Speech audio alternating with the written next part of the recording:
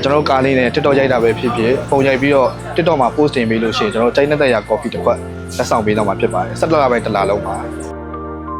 တော်တော်များများတော့တပင်းဆိုလို့ရှိရင်တော့ကျွန်တော်ပြုံးတဲ့အတက်လန်းချက်ကားနဲ့ coffee ဆိုင်ဆိုပြီးတော့အသိများတယ်ဥပိ္ပမှာလည်းတစ်ဆိုင်ရှိတယ်မြို့တွေကကျွန်တော်တို့ customer တွေတောင်းဆိုတဲ့ဒါတွေများလာတော့62လမ်းမြို့ထဲနဲ့လည်းနီးမဲ့နေရာလေးရွှေ့ပြီးတော့ကျွန်တော်ညာဈေးကိုရောက်လာတာဗျဟုတ်ကျွန်တော်တို့ဆိုင်က62လမ်း3940ကျွန်တော်ရမညာဈေးမှာရှိပါတယ်ကျွန်တော်တို့ဒီမှာနေကင်း12လမ်းကနေည7:00နာရီရှိပါတယ်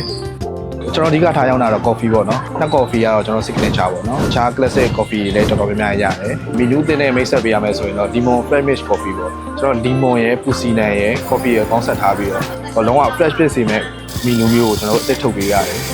coffee ကိုတက်နိုင်ဆုံး fresh ဖြစ်အောင် customer လာတော့မှကြိတ်ပြီးတော့တစ်ခါတည်းဖြော်ပြီးရောင်းပေးပါတယ်ဟုတ်ပြီးတော့ကလေးတွေပါကြိုက်မဲ့ bubble tea တို့ ice chocolate တို့ပြီးတော့ matcha အနေနဲ့ကျတော့ oreo matcha တို့ mango matcha strawberry matcha strawberry တင်းချင်းတွေပါလေရပါတယ်ခင်ဗျာ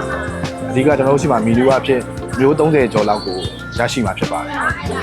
coffee ပူတစ်ခွက်ကို3500နေပြီးတော့ share drink တွေဆိုရင်6500 9000အများဆုံးပါ